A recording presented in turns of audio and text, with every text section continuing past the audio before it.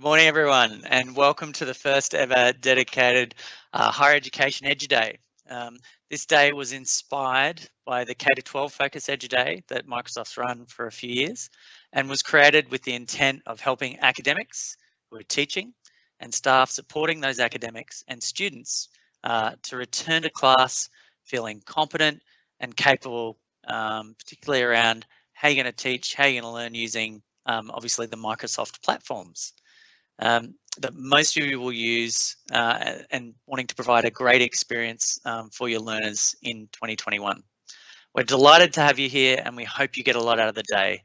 At the end of the day, we would love your feedback as we do intend to run these annually and we want to ensure that the content is relevant and useful. I'd like to make an acknowledgement of country now. We acknowledge the traditional owners of the land on which we work and pay respect to elders past, present and emerging. We wish to acknowledge and respect their continuing culture and the contribution they make to this city and this region, wherever you are from. Today I'm joining you from Brisbane, which is part of the land of the Yugara people. And I'm very proud to be presenting from their nation. So we have some housekeeping to go through. So we would love you to ask questions today. We're going to remind, well, there is a reminder to submit your questions either via the Q&A that you'll see in the live event or in our submission form located at AKA-MS, EduDay HED form. They will go to our panel discussion. If we can answer them during the day, we'll try to do that as well, depending on whether they're logistics related or whether a question around pedagogy or something to do with online learning or the platform, Teams question, whatever it might be. We'll do our very best to get those answers to you today. The whole day will be recorded and recordings will be available after the event. The link is obviously posted there, but it's aka.ms/Oz YouTube playlist. If you accidentally leave the event and need to rejoin, just simply go to the link aka.ms/HED EduDay link. If you tweet thoughts, ideas about the session, the hashtag to use is hashtag EduDay2021. So a reminder, this session is being recorded. That means the questions will be recorded and form part of the recording. It's not a general chat tool, so questions are moderated. Please only ask questions for the presenter or for troubleshooting because your fellow colleagues on the call won't see them. If you stream buffers, you won't miss a thing. Again, the bottom left, it picks up where you left off. And if you want to return to the live stream, you can click the live button. It works pretty well. So you shouldn't have any problems with that. And obviously, just from a privacy perspective, if you ask a question and your name is there, obviously that will go on the recording as well. So just to make sure you're aware of that. So the agenda for today. So obviously we're in the first session and my name is Thomas King, and apologies I might have done that at the start. I am the Higher Education Industry Executive for Microsoft. I've only been with the company for a couple of months. Previously I was Deputy Chief Digital Officer at Griffith Uni, and hello to any Griffith colleagues who are on the chat and the session today. And I've also worked for quite a long time at the University of Queensland. So hello to any former colleagues from UQ. But yeah, really happy to be here and talk to you today about the transformation we are seeing in higher education and what we are calling from recovery to reimagine. Obviously very challenging times, and we'll give a bit of insight about what we're seeing and what we think is going to come next. Then we're going to have a session which I'm sure most of you are really, really interested in, the Microsoft Teams roadmap. So we have Jason LaGreca, our Senior Teams Product Manager from Microsoft, who many of you may well have met over the last couple of years, come and talk to us about what is coming with Teams. So, you know, you think about Teams, even if you taught on Teams and finished up semester just before Christmas, there are new features which are available to you, many of which you may have requested, like breakout rooms, which are now here and available for you to use. So really important roadmap session from Jason, and he's a fantastic presenter. Then we're going to break for lunch, and then we want you to return after lunch. We've got some really great sessions coming up. A case study from Edith Cowan University with Magda and Stephen. Magda's a chemistry lecturer from Edith Cowan University, and she's going to be going through how she uses Teams and OneNote to run her classes last year, and how she's transitioning to hybrid learning this year. And she's going to cover with you exactly how she does it. So these are things that hopefully you can take from and work out how you might want to incorporate some of those techniques into your classroom. Then we've got a session on tips and tricks for how to get the most out of the Microsoft platforms and our teaching platforms with our higher ed industry experts. We've got Noel Hanna from UNSW and Dr. Amanda White from UTS, and it'll be a practical, useful, hands-on, very active session where you can literally, be looking through the features and going through the tools, again, with the intention of you being able to return to class feeling capable, feeling confident that you'll be able to get the most out of the tools that are available to support you in your academic endeavour. And finally, we'll have an interactive panel session. Myself facilitating. We've got Dr. David Kellerman, Dr. Amanda White, Dr. Gary Grant, and Sonia Sharp, who's a partner at EY in Melbourne. We'll hope to get some great questions from you today. Should be a really interactive session. Should be a lot of questions that are front of mind for you. And these academics are essentially teaching all day, every day, big classes, thinking creatively about how to make that student experience really vibrant, and building communities online, which is really quite outstanding. So it should be a really good panel session. And again, 20 thoughts or questions you have, hashtag EduDay 2021. So education transformation from recovery to reimagine.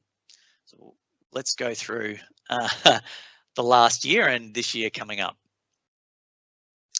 So essentially, we're going to look about what's coming up in 2020. But firstly, just a massive thank you to everyone on the call. Thank you for everything that you did, and thank you for everything you did for your students, your colleagues, your families, and yourself to actually get through 2020. I've been working in the sector for over 20 years. It was a brutal year.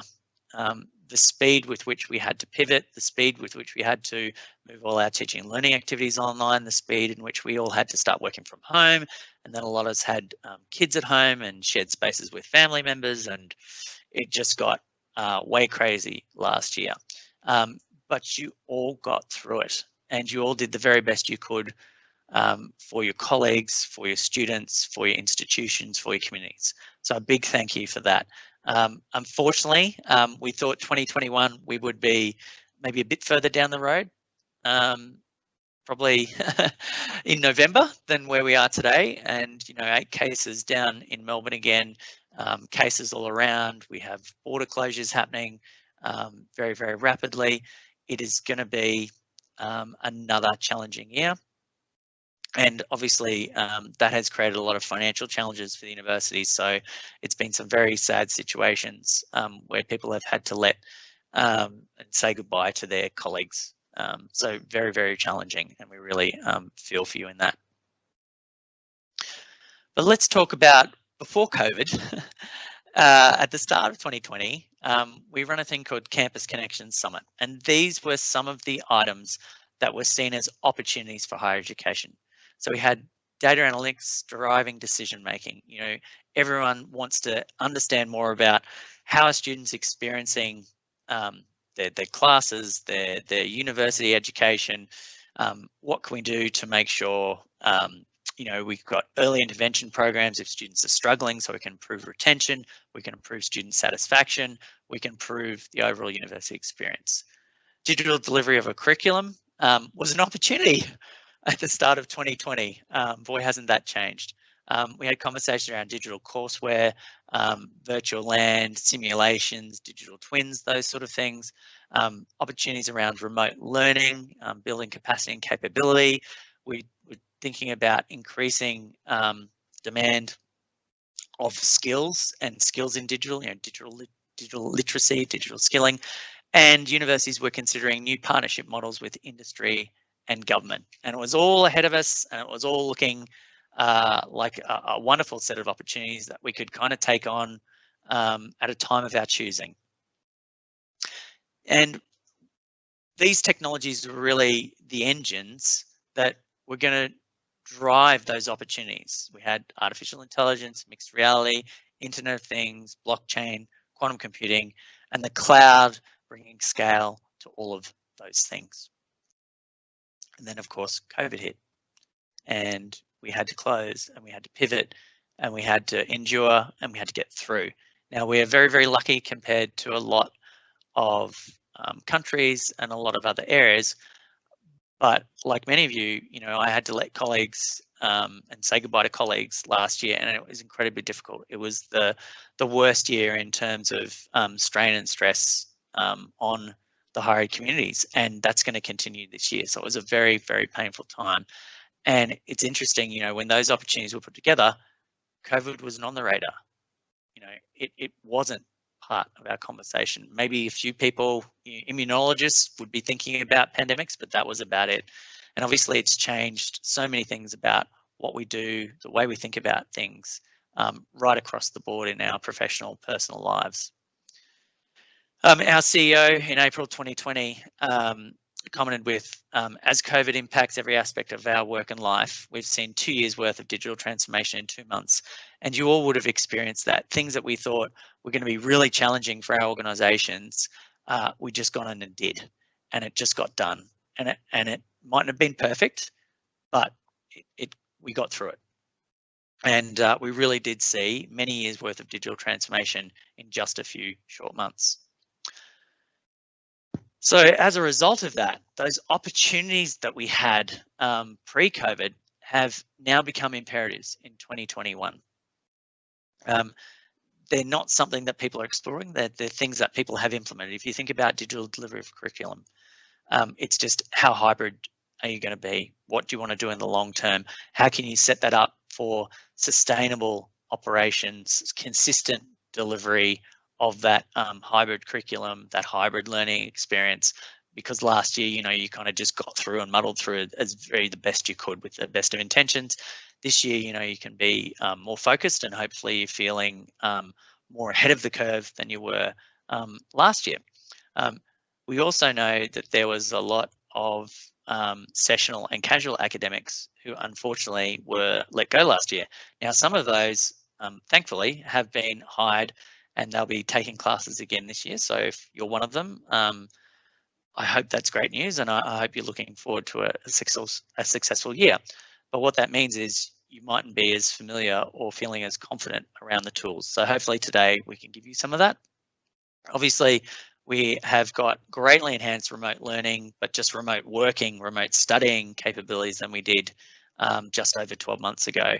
And we've seen a huge increase in demand for skills. We've seen the government put out special grant funding for 27,500 short course places, and many of your institutions were successful in getting their grants and funded positions. So we're helping a lot of you incorporate Microsoft curriculum into your curriculum to help with that skilling and those job-ready skills that you might be looking for from those short courses. And of course, new partnership models with industry and government are being discussed at a great rate of knots. So these, again, have really turned into imperatives rather than opportunities. We're still challenged, however, with a bunch of headwinds. So last year, huge amount of student financial aid went out. We did some really creative things. I know at Griffith, we couldn't get the students onto campus. So we were thinking creatively about how can we get the computers to our students? So we took 500 computers out of the computer labs and essentially gave them to students for the year. And they had webcams and microphones. So really to help our students, particularly from low SES and disadvantaged backgrounds, have the opportunity to participate equitably remotely. We had a huge cuts to many budgets, and in fact this year is looking worse. Twice as bad, maybe up to 4 times as bad in terms of financially for the sector this year. And people are thinking about how can we do more with less. There's obviously a lot of institutions rationalising courses and programs they're teaching. It is a tough time. And of course, that is because we can't get our international student population here. There is absolutely still demand for that in Australia, and we've seen that through how sticky some of the students have been, surprisingly so, to actually finish their study remotely. And we still have some students obviously starting from offshore, but it's not optimal. And unfortunately, unless you're an international tennis star, you can't get into the country. So challenging times, and we do hope as soon as practical, we can welcome back international students into the country. And then of course, reopen safely. So there's been closes, there's been opens, and we know that we can't just plan to be open all year. We know we need to be ready to essentially work remotely, study, learn remotely. We hope it doesn't happen, but everyone obviously has those plans, and we know that they might need to be enacted at any time, certainly for the rest of this year. Tuition and reimbursement, again, it's been a real challenge for students who signed up for an on-campus experience and we weren't able to deliver that. That has created some challenges, and universities have been quite, I think, flexible in terms of coming up with different models to try and help and accommodate students there, including enticing students to continue to study online and then hopefully come in for their second year of study next year face-to-face. And again, the last headwind is probably the biggest, just the overall economic uncertainty. We've got JobKeeper and JobSeeker unwinding in March. There's a lot of nervousness around that. We can't get internationals here. COVID is still absolutely rampant in many countries, and the vaccine, as we're all finding out, is going to take a lot longer to actually get critical mass in populations and countries around the world. So that's unfortunately the situation we find ourselves in. Keep going. The campus experience. So it shouldn't come to as a great surprise when you consider the sort of things we're looking at here in terms of the campus experience that our students want. Pre-COVID and post-COVID, it's actually not that dissimilar. There's some differences, but students already wanted a more cohesive digital experience. They wanted more self-service tools. They wanted options for blended and hybrid learning styles. They wanted more personalization, more an understanding of their needs, more an understanding of how they can have experience that they're looking for. Better access to resources on mobile, on social, and online. You know, we have spent billions of dollars on our campuses creating opportunities for those great experiences. And when it comes to then remote learning, which is the segue to the next slide, essentially they're looking for that similar thought of how we can build communities for them, how we can provide them opportunities for that fuller experience in the remote learning or hybrid learning scenario. And of course, there we've got that demand for holistic experience, demand for more self-service education tools. They do want more support and career support through those channels. There is a demand for online community building, and I think some of the great academics we have presenting today, that's been one of the keys to success, is been their ability to create and generate and foster that online community. We've got demand for physical contact and support. We've got demand for equity of access to education services. And I think that's a really important space around, well, how can we make sure that we do provide equity of access and have an inclusive online and remote experience as possible, because our student cohorts are so diverse and we want to support everyone to have great learning outcomes and great success. So when you're really putting that together, there's a natural progression from where we've been, expedited by our experiences during COVID in the community, where we are really looking at remote everything and campus continuity to empower institutions with an improved ability to attract, educate, and serve the full student population and the greater breadth of students. We're seeing an improved ability to attract, educate, and serve those students. We're looking at an enhanced experience and outcomes for all students. We're looking for more effective and efficient institutional operations, and we're also looking for a heightened ability to deal with future crises, and what that really means. So when we think about that, Microsoft's put it into a framework of respond, recover, reimagine. Most of us are somewhere on this continuum. The response, many of us are still working through the response. How are we going to keep our service and operations running? It might be we've got it running, but how are we going to run it in a way that it's going to be financially sustainable? How are we going to recover and build on the lessons learned and transition then into reimagine? How will we all be able to continue from respond to recover to reimagine with the goal of digital resilience? We need to rethink our teaching and learning, even if it's to double down on some things we've been doing and maybe pivot away from things that we need to let go. We need to rethink our operations. We need to rethink and reimagine what higher education can be. And we need to be future ready. So there's still very challenging times ahead. And again, for many of us, we're still in the response phase or the recover phase. And it's really important for us to hopefully, as you get through, whether you're going for a restructure or some sort of process of organizational change, that when you can lift up and think about how you can reimagine your part of helping your institution, the communities you serve, the students you serve, be successful in our post-COVID world. And hopefully, we at Microsoft can help you to do that.